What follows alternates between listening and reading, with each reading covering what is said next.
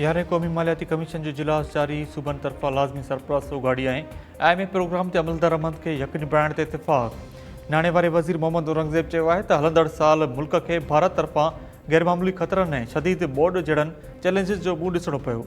ॾुखियनि हालातुनि में असां हिकु मज़बूत वफ़ाक़ जी सूरत में मुतहद बीठा रहियासीं।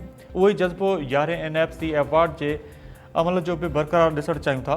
NFC जो किरदारु मुल्क में वसीलनि जी मुनसिफ़ाणी विर्छ मालियाती इस्तेहकाम ऐं पायदार माशी तरक़ी लाइ बुनियादी अहमियत रखे थो। इजलास में सिंध जो वॾो वज़ीर सैयद मुराद अली शाह ऐं KP जो वॾो वज़ीर सुहेल आफरीदी नाणे वारे वज़ीर तौर शरीक, पंजाब ऐं बलूचिस्तान जा नाणे वारा वज़ीर, FBR चेयरमैन ऐं चइनी सूबनि जा प्राइवेट मेंबर बि इजलास में शरीक। 8, 9 ऐं 10 क़ौमी मालियाती कमीशन जो इजलास बिना के नतीजे जे ख़तमु थी वियो हो। मोहम्मद औरंगज़ेब चयो त NFC जे हवाले सां अफ़वाहुनि ऐं ख़दशनि जो हल ॻाल्हियूं आहिनि। सूबनि तरफ़ां नेशनल फिस्कल पैकेट ते सही वाखण जो अमल आहे।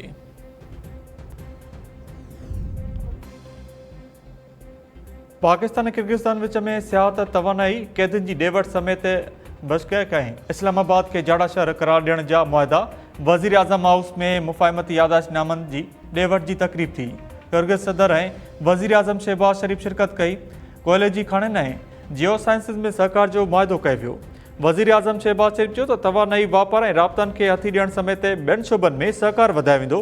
पाकिस्तान किर्गिस्तान बिज़नेस फोरम सां माशी सहकार जा नवां दॻो खुलंदा। 2 सालनि अंदरि ॿितरफ़ो वापारी काथो 15 खां $2000 मिलियन ताईं वधायो वेंदो। किर्गिस्तान जे सदर खे वज़ीर आज़म हाउस में गार्ड ऑफ ऑनर बि पेश कयो वियो। पंजाब हुकूमत जी पॉलिसियुनि ख़िलाफ़ ट्रांसपोर्टर्स फ़ीतारोक एहतजाज जी धमकी ॾेई छॾी।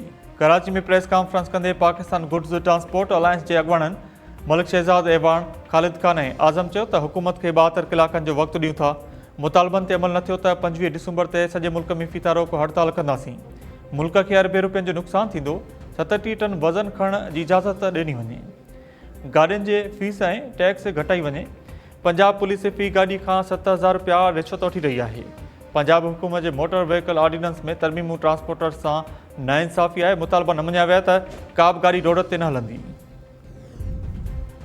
परॾेही वज़ारत अमरीकी शहर डेलावेयर में गिरफ़्तार शख़्स जी पाकिस्तानी हुअण जी तरदीद करे छॾी। परॾेही वज़ारत जे तर्जुमान चयो आहे त गिरफ़्तार शख़्स लुकमान ख़ान पाकिस्तानी न पर अफ़गान शहरी आहे। 25 वरनि जे लुकमान ख़ान जी गिरफ़्तारी 24 नवंबर जी राति अमल में आई हुई। अमरीकी अख़्तियारनि दावा कई हुई त लुकमान ख़ान पाकिस्तानी जाओ अमरीकी शहरी ऐं यूनिवर्सिटी ऑफ डेलावेयर जो शागिर्दु आहे। जवाबदार यूनिवर्सिटी जे पुलिस डिपार्टमेंट ते हमले जी मनसूबाबंदी कई हुई। सिंध हाई कोर्ट में नीपा चौरंगी वाक़े जी अदालती इंक्वायरी बाबति दरख़्वास्त सुभाणे ॿुधणी लाइ मुक़ररु। अॻूणे MNA आलमगीर ख़ान तरफ़ां दरख़्वास्त में ॿेर कराची मुर्तज़ा वाब ऐं ॿियनि खे धुर बणायो वियो। नीपा चौरंगी वटि 3 वरहनि जो ॿाड़ो इब्राहिम गटर में किरी फ़ौत थी वियो हो। गुज़िरियल ॾींहुं कराची बल्दिया जे senior director municipal services Imran Rajput, town municipal corporation Gulshan Iqbal जे assistant engineer Rashid Fayaz, Karachi water and sewerage corporation जे executive engineer Waqar Ahmed, SC Gulshan Iqbal Aamir Shah ऐं मुख्तियार कार सलमान फारसी खे मुतल कयो वियो हो। मेयर कराची मुर्तज़ा वहाब फ़ौत थियल मासूम ॿाड़े इब्राहिम जे घर वञी वारसनि खां माफ़ी वरिती। मीडिया सां ॻाल्हाईंदे मुर्तज़ा वहाब चयो त मेयर जी हैसियत सां ज़िम्मेवारी क़बूल करियां थो।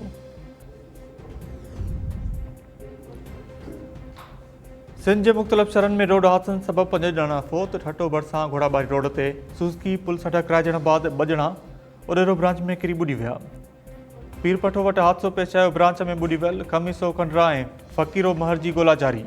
बांदी भरिसां मेरान हाईवे ते मुसाफ़िर वेन कमंद सां भरियल ट्रैक्टर ट्राली सां टकराइजी वई। 1 ॼणो फ़ौत, 6 ज़ख़्मी। हादसे में फ़ौत थी वियल शख़्स जी सुञाणप गंबट वासी हिदायतुल्लाह तौर थी। ज़ख़्मियुनि में मज़हर शेख, वज़ीर मला, कंवल ज़ाल, कुर्बान मला, अलीज़ा, बेनज़ीर अहमद शामिल। मीरपुर ख़ासि सब्ज़ी मंडी वटि ट्रक ऐं मोटरसाइकिल विच में टकर। शादमान सिटी वासण हमीदा फ़ौत थी वई। सिंध हाईकोर्ट फारूक खे साड़े माण वारे वाक़े जी IG सिंध खां रिपोर्ट घुरी वरिती। जस्टिस निसार बुमरो रिमार्क ॾींदे चयो त एतिरो बेरहमानो ज़ुल्म कहिड़े मुल्क में थींदो आहे। वाक़ियो थियो त किथे पुलिस किथे हुई। दरख़्वास्त गुज़ार एडवोकेट कंबर अब्बास चयो त पुलिस वाक़े वारे हंधि मौजूदु हुई ऐं तमाशो ॾिसी रही हुई। अदालत SSP ओलह खे ज़ाती हैसियत में पेश थी वज़ाहत ॾियण जो हुकुम ॾेई छॾियो। बलोचिस्तान खां Karachi non custom mobile phone smuggle करण जी कोशिश नाकाम। मौजको पुलिस अल्टो कार मां 170 iPhone ऐं ॿिया मोबाइल फ़ोन ज़ब्त करे वरिता। 2 जवाबदार सजाद ऐं नूर हसन गिरफ़्तार। SSP क्यामाड़ी जो चवणु आहे त जवाबदार बलोचिस्तान खां Karachi non custom mobile phone smuggle कंदा हुआ। अजु खटमी अमर के ॾियूं लोडियूं हुयूं बदियूं वाहन ते वींदड़ न गोडियूं हुयूं जितां इटी डकर के ॾियूं कोडियूं हुयूं आए हर रांद हारी खटी जो कसम मूंखे मुंहिंजे या घर जी घिटी जो कसम सबके पिज्जा वे मिसाल हर बाला मेरे बाकरी आरी दाल मदार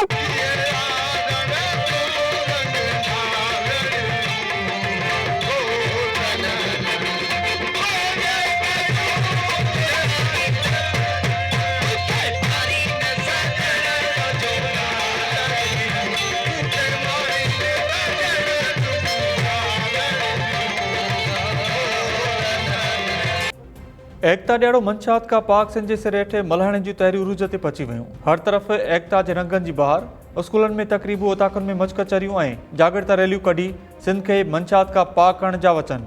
नवाबशाह में दुआ कामिल एलिमेंट्री पब्लिक स्कूल में शानदार एकता तक़रीब। शागिर्दनि तरफ़ां सक़ाफ़ती टेबलोस पेश कया विया, गीतनि ते झुमरियूं। जैकाबाद में गवर्नमेंट गर्ल्स केजी स्कूल में शानदार तक़रीब कोठाई वई। शागिर्दनि पारां क़ौमी वेस पेरे तक़रीब में शिरकत। सकरन में government boys primary school main old Sindhi जे उस्तादनि ऐं शागिर्दनि पारां जागृता रैली कढी वई। चोटियारियूं भरिसां अछड़ो थर जे ॻोठ डबरी में मंशात खां पाक सिंध जे सिर हेठि एकता मचकचहरी कोठाई वई। सिंधड़ी में भी एकता मचकचहरी कोठाई वई।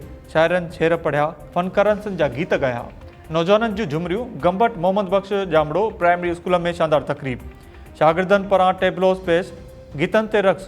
खेरापुर जे नाज़ हाई स्कूल में भी एकता जे रंगनि जी बहार। शागिर्दनि पारां टेबलोस पेश करे गीतनि ते झुमरियूं।